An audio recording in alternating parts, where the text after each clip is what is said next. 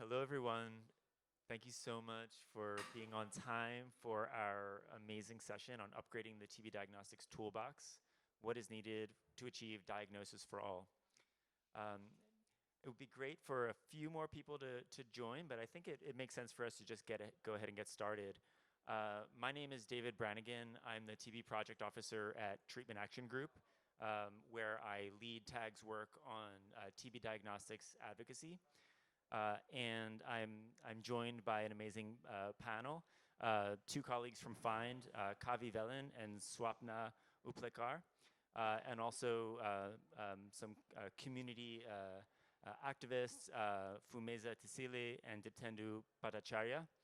I think I'll just go ahead and set the stage for our discussion.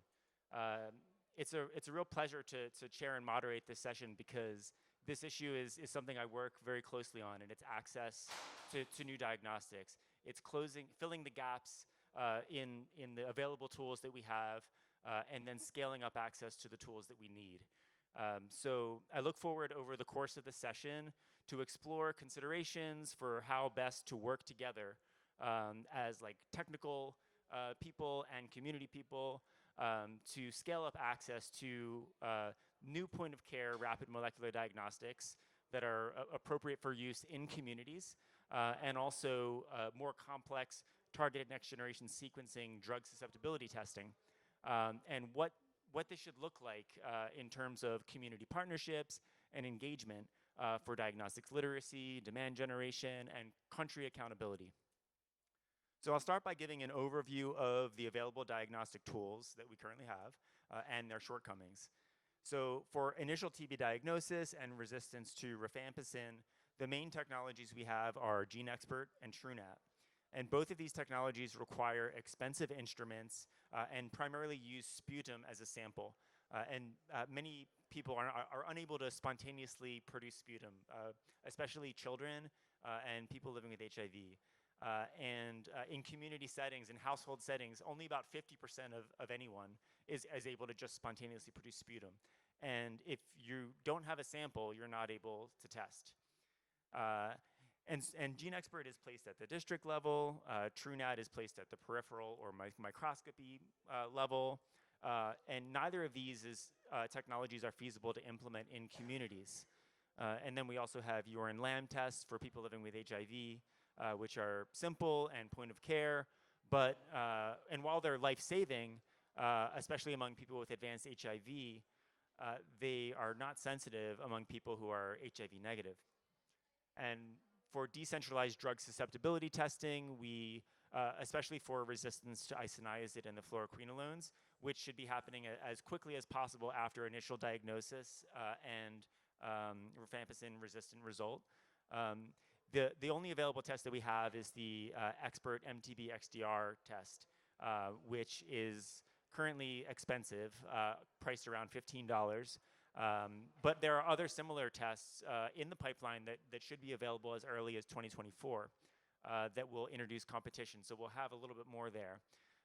And then for centralized drug susceptibility testing, we have line probe assays, which are expensive and complex and only implemented in central labs. And then we also have culture, which takes 2 to 6 weeks for results. And so neither of these technologies are really ideal for realizing universal drug susceptibility testing, which is really where we need to be going. And all of these technologies leave huge gaps in access, particularly in communities, and we need better tools. FIND has been working through the Drive DX for TB project to evaluate and generate evidence for new point of care rapid diagnostics, including urine lamb tests for all people irrespective of HIV status, and portable rapid molecular tests that use tongue swab samples that anyone can easily provide. And these tests use these very convenient samples and can be implemented in primary care settings and communities and are expected to significantly expand access to testing. Also, through the Seek and Treat project, FIND evaluated and generated evidence on targeted next-generation sequencing technologies that are capable of drug susceptibility testing for all TB drugs in a single test. and they take 1 to 2 days for results. And this is a complex technology, and it's currently expensive and will initially be placed in central labs, but it has the potential to be further decentralized and made more affordable as the technology advances, and also through concerted advocacy. A critical next step is figuring out how to scale up access to these new technologies. And this is where we'd like to seek input from community and civil society. In the upcoming discussion, we would like to explore what models of community partnerships and engagement work, and those that don't. Also, what do you see as the role of communities in leading this process? And what is needed to support communities and civil society to advance these efforts on a practical level in countries? I'd now like to turn it over to our excellent panel of speakers to introduce themselves.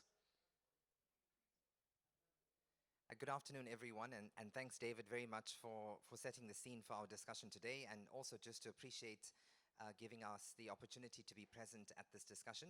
So I'm Kavi Velen, and I'm a senior scientist within the TB program at FIND. And in addition to supporting the generation of evidence to support WHO policy, I also lead the access side of the TB program at FIND. Hi everyone, my name is Swapna Uplekar. I'm a principal scientist in the genomics and sequencing program at FIND. It's really great to be here and part of this conversation. I started working on the genomics next generation sequencing technology in 2007 with TB research, and over the years this technology has advanced drastically, and it has tremendous potential to be a comprehensive diagnostic tool for drug-resistant TB. So since 2019, I've been at FIND trying to establish the use of sequencing as a diagnostic tool for drug-resistant TB. Yes, so hi everyone. My name is Pumeza Tisile. I'm from Cape Town in South Africa. I work for TB Proof as an advocacy officer and a research assistant.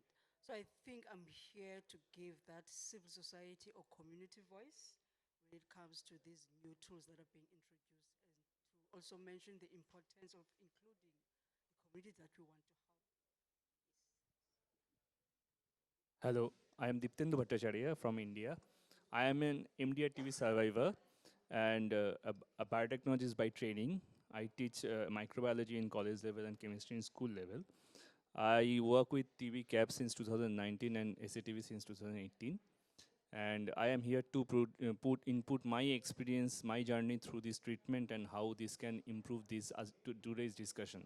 Thank you. Wonderful, thanks so much. So I'd like to first ask my question to Kavi. Can you share more about the point of care technologies that are being evaluated under DriveDX for TB and flag any considerations for how these technologies are expected to improve access to TB diagnosis? Yes, thank you very much, David. So I think David gave a sort of very short introduction on the aim or the sort of outcome that we hope to achieve with the DriveDX for TB project, which is a Unitate-funded initiative really aimed at closing the gap in TB case detection through bringing novel diagnostics that are able to be used closer to the patient. And I think without spending too much detail on the project is going to be implemented in 4 archetype countries, and that is South Africa, Kenya, Indonesia, and India. And these countries have been selected for their unique, as I mentioned, TB and HIV epidemiology, but also the infrastructure that either enables or prohibits patients from accessing care, and therefore a really fertile ground for us to understand the value of these new tools. And of course, the project will go through a number of iterations aimed at generating high-quality evidence that supports policy, but also enabling activities that will allow for these tools to be taken up in country. I think the main emphasis that I would like to make with this project is that historically, we have, as a community, thought about interventions that have, at least theoretically, a potential to solve some of the challenges that we all understand in the field. And we know that unless we really get the community and the patient voice, we are really not doing justice to developing patient-centered approaches to delivering TB care. And similarly, I would say that goes for diagnostics as well. I think in keeping with that spirit, we have included a strong focus on end user insights. And this has already begun through a values and preferences study that preceded this project. And I think you've heard through the course of the last few days that we are all talking about these new novel sample types, the use of urine potentially, and tongue swabs. But in reality, unless we understand how end users feel about these aspects, I think the tools themselves are going to fail eventually, right? So what we're trying to do with this initiative is to try and front load that insight through, as I mentioned, a values and preferences study and a strong engagement with civil society and communities. And hopefully that will help us to understand how we should implement these tools in the most ideal way, even how we should be designing the tools. And I think just using a very crude example, the collection of urine for a man versus a woman at a healthcare facility is quite different. And unless you really enable that to happen, you are already jeopardizing the potential of a urine lamb-based assay, right? So I think from our end, we're really trying to ensure that through the entire life cycle of this project, we are seeking input from the end users, the patients, the communities that are likely to become beneficiaries and the most important beneficiaries of these tools. Thank you, Kavi. I'd now like to turn to Swapna. Could you share more on targeted next-generation sequencing technologies evaluated under the Seek and Treat project, and any implications they have for comprehensive DST, and considerations regarding access to the technology when it's first introduced, and then also the possibility of further decentralization? It's a lot of questions in one. But I just want to make sure everyone here is aware of next generation sequencing technology. I mean, the word gets thrown around a lot, but even a lot of technical people in the TB field are not fully aware of the nuances of this technology. So in the context of drug susceptibility testing for TB, right, so I'll explain the value of NGS in the context of DST. So the only way at this point to obtain really comprehensive DST to achieve our goal of universal DST is through phenotypic or culture-based testing. Now, as David mentioned, this can take from weeks to months, and it relies on just observing the growth or inhibition of the bacteria in presence of a drug. Now, in the bacterium, so in Mycobacterium tuberculosis, luckily, fortunately for us, there is a good correlation between mutations that occur in the bacteria and the presence or the resulting resistance to drugs. So tests like molecular NAT, so EXPERT or TrueNAT or LPA, can look at a handful of mutations in a few genes and give you information on resistance for some of the first and second line drugs. The sequencing technology, so this next generation sequencing can allow you to query hundreds of mutations in dozens of genes all at once and give you a comprehensive idea of resistance to all first and second line drugs in a single test. But what is important to understand is that when we say a test, this is unlike other tests. So rather than just being like a single box where you put a sample in and get a result out, sequencing is a workflow. So it requires multiple steps in the laboratory. It requires technical expertise. However, if you think in terms of the value this technology can bring by providing, so in terms of the advantages, sequencing can work straight from sputum, so it avoids the need for culture compared to phenotypic DST. It can be comprehensive, so it gives you the drug resistance profile against all drugs. And the laboratory requirements are also less rigorous than culture. So, and one more point is to say that the utility or the value that sequencing can bring to TB it's never been more timely given all the new regimens that have come out. And Daniela Cirillo mentioned in one of her talks at the TB Science that we should not be rolling out new drugs until we have comprehensive molecular, like DST, in place for this. And sequencing, the sequencing assays that were evaluated as part of this Seek and Treat project include targets against these new and repurposed drugs as well. And so fast forwarding to today, so we now have rapid communications from the WHO and a policy recommendation on use of targeted sequencing for DST of drug-resistant TB and for diagnosis of drug-resistant TB. So the question now is, how do we translate this policy into implementation? And one of the things, so next generation sequencing has been utilized in high income settings for over a decade now. It has applications not just in TB, but in oncology, in genetic testing. And the COVID pandemic actually led to a tremendous rise in NGS capacity across the world and in low and middle income countries. So the identification of most of these variants of SARS-CoV-2 was done using sequencing. And a lot of low and middle income countries. So within 1 year, we saw 30 to 40 countries establish this capacity from scratch. And now that we are hopefully at this tail end of the pandemic, there is this technology that's available and that can be leveraged for other diseases and utilized to bring value in cases like TB. So as part of the Seek and Treat project, our focus for the next year is going to be, one, how to help countries translate the policy recommendations into implementing and incorporating the programmatic use of sequencing, and how can we best try and leverage all of the existing technology in these countries and help build capacity, not just for use of sequencing for TB, but for other infectious diseases as well. So I don't know if that answered. Thank you, Swapna. Okay, I'd like to now turn to Fumeza. Would you be able to share your perspective on on person-centered care and what this means in the context of TB diagnostics and the pathway of getting a correct TB diagnosis?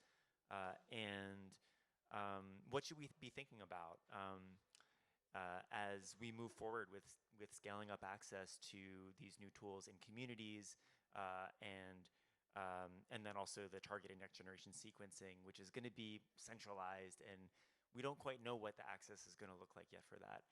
So just interested in your thoughts from a perspective of how do we move forward with this in a way that really delivers person-centered care? Okay, yes. I think firstly, we need to learn from mistakes and wins from COVID-19 and also from the HIV. Like, for instance, you can't just come up with something and then expect the community to understand it. Like, for instance, when it comes to COVID-19, people knew that there is this vaccine, but no one actually went to the communities to explain what this means. And also with different countries, people sort of like translate things differently. So as you already mentioned that you will do it per country.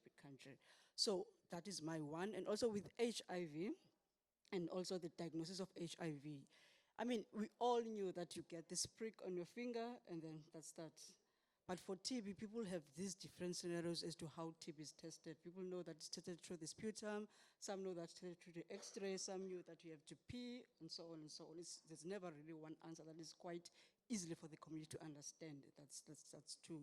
So when it comes to patient-centered care, and yes, I'm still referred to today as a patient, although I was cured about 10 years ago. So we also need to mind our language. And also you can't just say that you have to find TB cases. No, you have to find people living with TB to get tested. So we must also mind the language, which is the stigmatizing language. So when you talk about patient-centered care, it's like putting the patient at the center. So they should know. There's something that, like for example, with the HIV, I said we need to learn from the HIV. So when you go for testing for HIV, you get this pre-counseling on what to expect. If you test positive for HIV, then this is what to expect. Then if you test for negative, then they give you advice. But for TB, there's nothing like that. You just go there because you're not feeling well. Next thing you're given this cup, they say you must cough. You have no idea what's going on. And the nurses we talked to, like the TB nurses at the hospital, they say that, the TB room, people are just, go to the TB room, get tested. No one explains as to what was that. So when it comes to patient-centered care, especially for TB, there should be this pre-counseling, TB counseling, so that you understand that if you test positive for TB, then this and this will happen. Then if you test negative for TB, then you should avoid this and this, do you understand? But then the patient is never put at the center. I'm not sure. It's like you are treating an object, a case, not targeting anyone, but I'm just saying that patients are not really treated as people, especially when we have TB, because it's an infectious disease, and they don't get the respect that they deserve for some reason. And then you have these terms that you are, if your sputum comes back, like for instance, not sure if whether you're positive or negative, then you are called a suspect, a TB suspect. That's not the right language. So when it comes to patient centered care, we should put the patient at the center when it comes to diagnostics, when it comes to treatment, and also what to expect post-TB. Because there is many things I could mention here. But now back to the diagnostics and how it should work. So I think for now, we need to, I mean, if you want to introduce these technologies to communities, because we work at TB mostly communities, so it's always nice to involve like leaders, can be faith leaders, can be political leaders, people that they trust, so that they can explain that there is these technologies that are being tested, and also people, it's okay to come and test. And then there's this also new policy. Then if you test, then there's a test and treat type of thing. Get tested today, you get treated today, you get counseling on all of that. So yeah, I was off topic a little bit, but I think yeah, I mentioned some of the important stuff you asked. Thank you, Fumeza. So now for Ditendu. As a member of the Global TB Community Advisory Board, can you share with us why it's important to partner and engage communities in the introduction of new TB tools? And what difference does this make? Also, what are your thoughts on the earlier engagement of communities in the R&D of new diagnostics? Thank you, David, for this question. Actually, this question is very close to my heart because I am one sufferer for the delayed diagnostic of the disease. I have always maintained that the race against TB is getting shorter every day. It's like sprint. In a sprint, if you don't start right, if you don't start good, you can't finish the race in time. So we are racing against the time, and TB and diagnostic is the first step of the whole process. So we must ensure that the start must be good. I give you one example.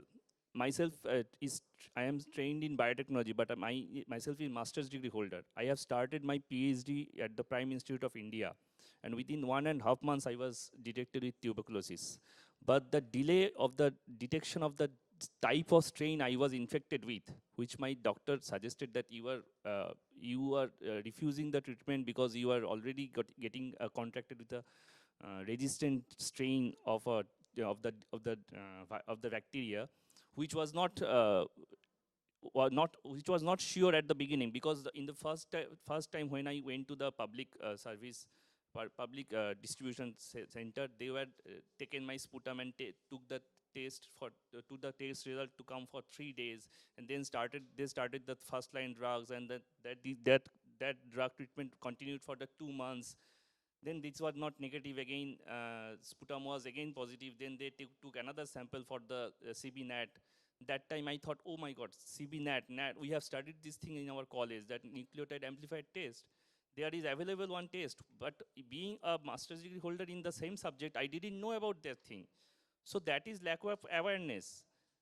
Being a student of that subject, I don't know what is available for me. And for 2 months I was denied with that diagnostics. So and then already it was too late. I had to discontinue my study after that, because of a few here and there it was not favorable. After continuing with that, then I got a treatment for 24 months. That's a long-term treatment with injectables also. So it was a difficult time for me. So right time diagnosis with right tool and right awareness, it might have saved my 3 months, and which could have saved my academic career also. So still I think that it was a lost opportunity, that people fight for that opportunity and it was not there. So I feel that when I joined TBCAP, it was only thing is that, so if we can engage the community in every aspect, from the treatment, from the diagnostic to the vaccination, everything, then we can only generate the demand. Each new tools must be accompanied with 2 things. One, government's willingness to that acceptance of the new tool, and 2 is funding. both can only generate by the demand of the patient. If the community is demanding something, then the policymakers has to change their policy to accept some trials taking place in their country.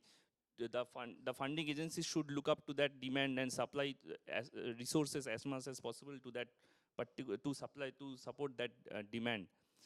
The community is must be kept into the foreground of whole process.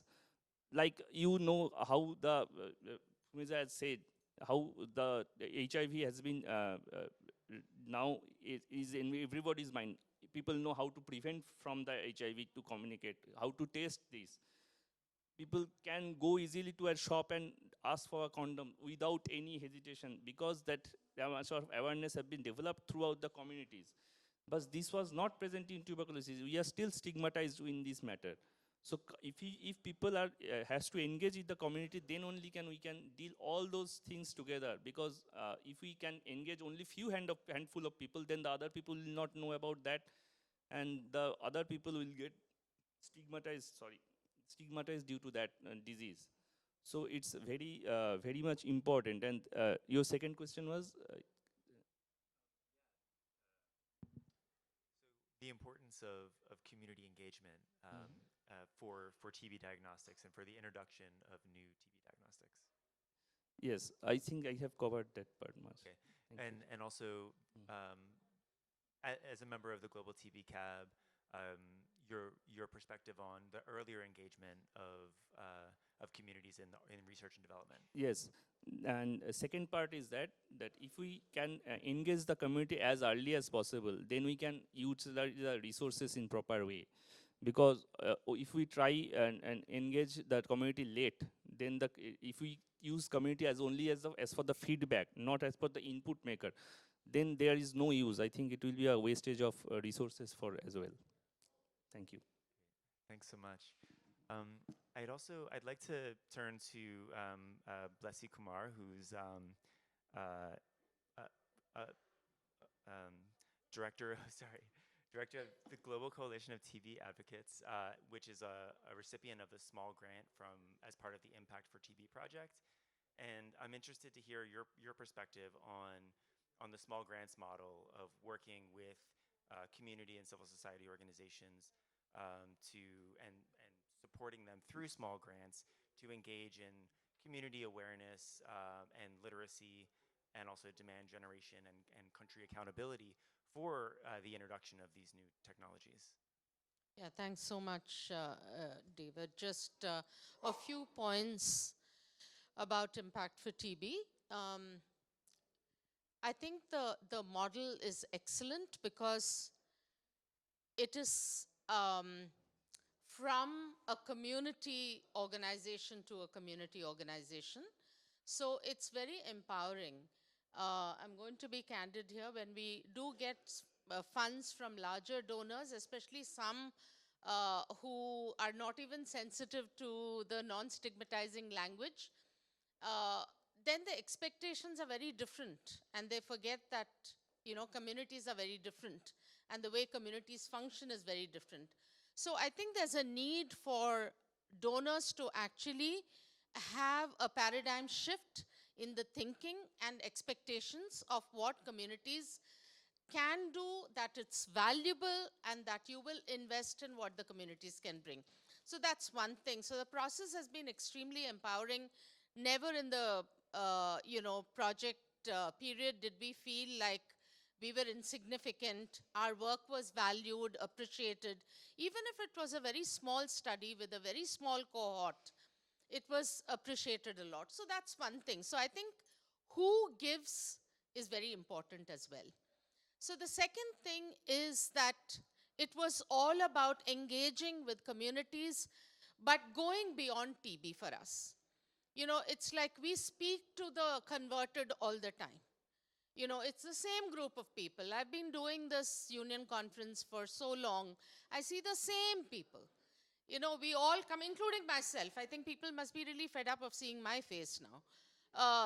It's the same people coming. We talk to each other. We talk about community engagement. We talk about the lack of progress. We go back. We do the same thing. We come back next year, the same people. Who is talking to people outside of this? So when we're talking about multi-sectoral engagement, it is to look at sectors outside of TB, to get them engaged into TB so that we can get some fresh ideas, the freshness into it.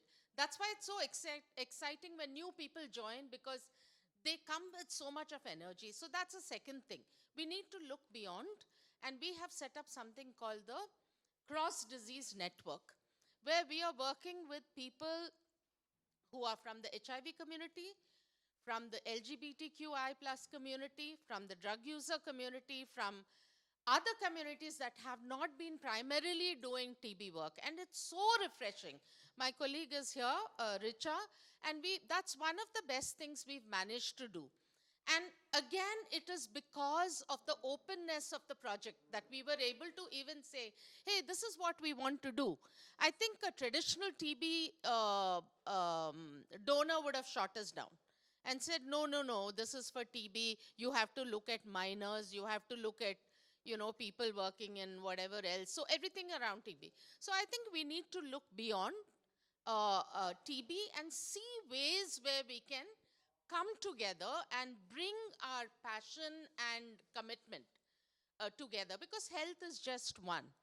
Uh, so Impact for TB has been great, but I have to say that I think more investment needs to go into it. The amount that Vesa is saying a lot more. Yeah, so it's very small amount of money. It's so insignificant, but still, if you see what has been achieved when we have our calls, it's amazing what partners are doing. So why aren't the big people willing to invest in something like this that gets owned by the communities, that gets buy-in from the communities, and it is all about communities. You know, it's nothing fancy, it's not rocket science, but it's what matters to the people. And it is changing the status quo of TB on the ground level, which is what we all talk about, by the way. So Impact for TB has been an extremely fantastic experience for us. And I think we need to have more mechanisms like that, where money goes to the ground, resources go to the ground, and a lot comes out of it. Community-friendly brochures, training manuals, treatment literacy, you know, by the community for the community is so valuable. Nobody else can make it. It is the community. If Umeza talks to her people on the ground, they're going to listen to her. You know, if somebody from Geneva goes and talks, they're going to say this person doesn't know what they're talking about. So I think the closer to the community, the better it is, better the understanding, better the buy-in, better the ownership, and better the trust. So we'll have it moving much faster. Thank you, Blessy. Yeah. Around if you want. Oh, there's a hand. Can help passing around. Okay, yeah, thank you. Yeah, please go ahead. Thank you very much. uh, I think you read my mind. I was sitting with the president of the union today, expressing the same thing to what she's saying now. How to do R&D when it comes to tuberculosis. And we have this mentality you mentioned of we're always putting ourselves in the box of so TB survivors, TB living with TB. How can we do this broad? So when we do community engagement, everyone understand. I will come back to find I was part of the urine lamp testing. But the community, they don't know that until you go to the high institution and you find you are HIV positive. And then when I came to the community, said, no, my TB was tested in the lamp. And the same person that is in the community, she or he will want that to be done too. But never the category or the message been conveyed to the community. We have this such a thing to, if you HIV positive, you can be tested. That is a problem. And we're having in our community with the problem of misdiagnosis. Sometimes, I think before we came here, I have a patient that changed a clinic because at her clinic they diagnosed poor negative. And when you go to the next clinic, luckily I'm working both with clinic, and they find out he have TB. how many people been infected with that on that period of mislead diagnosis? So I'm not sure if the, the, the, the, the testing material you coming with, it will be detect TB now. You test B now, as my colleague mentioned, of you go to HIV, you test it now, you soma get a counseling and everything is what we're fighting for the counseling for TB, because you will get a counseling when you're already diagnosed with TB, but you don't know anything about TB. So how, if this is going to work as HIV, that test me now, treat me now, I think it's excellent. But the question is, how can we engage the community? How can we let the community know we have this new tool that you can be tested now and be treated now? That is a question. So R&D, when, as you mentioned, the funders, when they give the money, they must also give the funders the funding to go to the grassroots, because what the people being infected and affected by TB is the people in the grassroots. You won't find a TB in a high institute hospital. We start from primary health care. What are we doing there? We established from our CFCF project a talks in the clinic. We bring it back. That is a platform that you engage with the community so they can know we're having this such a thing that is happening. And the language that we speak with the community, it must not be a scientific language that they don't understand. You can't come and stand there, no, we did this R&D. They don't know what is that. Speak with the same language that they understand and the culture. We're having a problem of not treating our patient holistically. As Pumeza mentioned about the patient-centered care. If I go to the clinic as a LGBTQI person, I will be judged. The person will ask me, do I call you she or he? But you can see I'm a man. No matter about my feelings. So I'm not sure if I'm in a point, but I'm trying to raise one thing. R&D, when it's happening, it need also to start to the grassroots, not in the higher level. Thank you.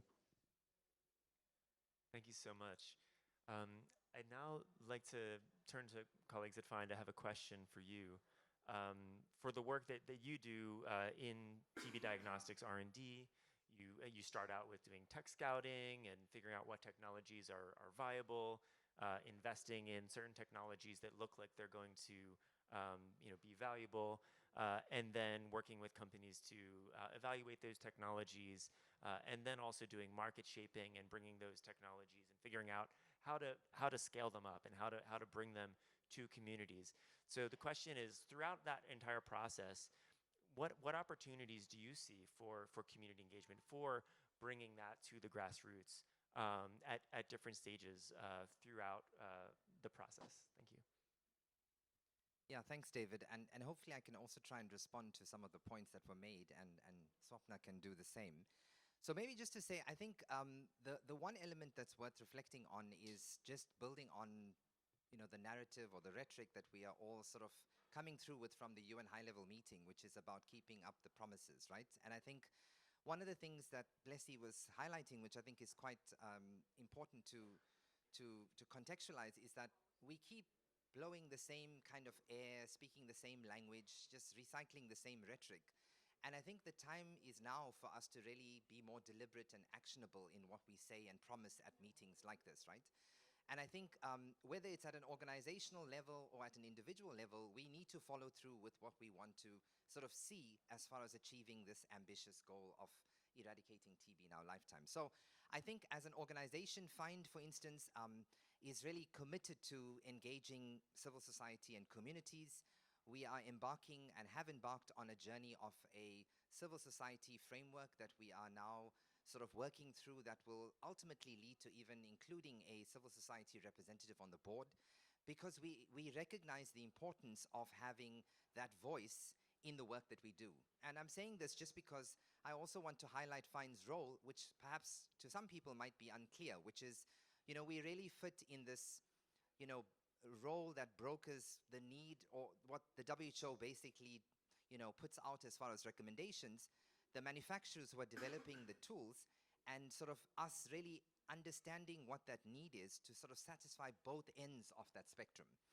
And so, in terms of us being able to contribute to that, we also believe it's important to also bring through that community perspective in, shaping that dialogue between those two groups, right? In terms of the life cycle, as you've asked, David, sorry for digressing there, I think we have certainly been very deliberate on including that voice through various elements within this life cycle, which includes very upfront in thinking through what the potential need is and engaging with those groups to really sense check that need. And then, of course, making sure that that voice is reflected in aspects along the research life cycle. So evaluating research protocols, dissemination of certain elements within the life cycle of getting to a product, and of course, making sure that, as we have in our UNITAID grants, a very strong focus on this kind of pillar that includes civil society and community engagement to drive the demand creation, to make sure that the countries are very engaged and enthusiastic about what is it that's coming down the road, and bringing them along in that entire journey so that we close this gap in delaying uptake of new tools when they are available. So, I think in principle, we are making sure that we're not leaving out civil society. And Blessy is very well aware of the work that we've done and will continue to do. In fact, on the Drive DX for TB project, we are hoping to launch an expression for interest very soon for this very purpose, to really keep this engagement going and making sure that at conferences like this and various other opportunities within countries, that we are not losing that perspective through the work that we do. I'm not sure if you want to add anything. I think you covered it quite well. I mean, when it comes to next generation sequencing, now we are at a stage of countries rolling this out and adopting this new technology. So I think it's extremely critical for us to engage with civil society at this stage and also ensure their support as we reach out to all key stakeholders in this, starting with decision makers, so the ministries, the implementers, the NTPs, the clinicians, to understand the value of this, and as well as, of course, the patient, the beneficiaries of this technology. And yeah, I mean, I think this is really a critical moment for that, for sequencing. Great, thank you. Yeah, so the technologies that that FIND is working on in Drive DX for TB and the Seek and Treat project, they do actually seem to offer significant potential for implementing a test and treat model with like rapid turnaround of results of initial diagnosis, and then also comprehensive drug susceptibility testing for all TB drugs in order to identify the most effective treatment regimen. So these are new technologies that we don't have. They're filling these like critical gaps in the currently available tools, but the way that they're going to be rolled out has not yet been decided. The point of care diagnostics that will use tongue swabs are going to be very simple. They could go to communities. They could be implemented in primary care centers. And also the linkage to the targeted next generation sequencing, we don't yet know what that's going to look like. It's going to require sample transport. We don't know how many people are going to have access to it yet. And so my question for our other panelists and also for anyone in the audience is what type of community engagement would you like to see with FIND throughout this process of determining how these technologies are going to be rolled out and how the research to kind of identify how those technologies will be rolled out. And then do you also have any advice for FIND in the process of engaging communities? I think for me, you can't just put everyone in a same box. Like I can speak for South Africa because I know how South Africa works, but I cannot speak, for instance, for India and in other country. So for South Africa, for one, it's best to partner up with other NGOs, which is non-profit organization or civil society organizations. And the people that we always talk about, the communities, are the people actually at the center in our townships, if you're familiar with that. So you can't just do something without actually consulting the other civil society organizations. There might be no treatment action campaign. They were at the front of the HIV drive and how South Africa has changed from then and how the HIV, people living with HIV and now have these new drugs and all of that. So it's best to talk to civil society organizations who know exactly what the people need. Then for community engagement, then they'll be able to, it's called community mobilization. they can sort of like call people in their own constituencies. As people have different beliefs, also you should also put that in mind. Like you can call on the community leader, like for instance, the pastor of the church, and there are people who believe in traditional medication. Also need to reach out to those people, because at the end they usually go to the clinics, but sometimes they're not understanding. As I said, I'm speaking on behalf of South Africa, so you cannot box everything in one. So you need to consult countries individual. Yes. Thank you, Fumeza. Are there any other comments from the audience? Bessie? No one else. I think Community Advisory Board is a great way forward. I mean, community has been engaged in the development, I mean, in the guidelines development already. WHO just brought out the guidelines 2 days ago. David and I were part of the group that developed. I mean, it's all there and it's not confidential what I'm sharing. So what I'm saying is that community has been engaged in developing the guidelines. So I think it'll be very important to engage the community at the implementation level as well. Planning, implementation, monitoring. I think community has to be engaged, but how fine does it? You'll have to see. But the only thing that is important is that you have communities journeying with you right from the beginning to the end. Yeah, thanks.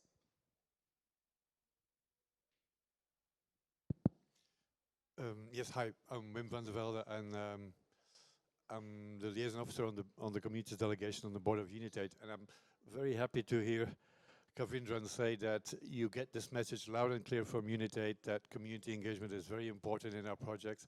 We've been hammering on on Unitate really to make that a point, and very glad to hear that it's slipping through.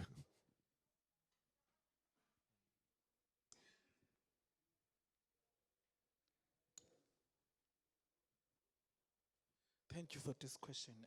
I think my colleagues, some of them nailed of the answer, but another will, I think it's a good thing to convey the message to the community.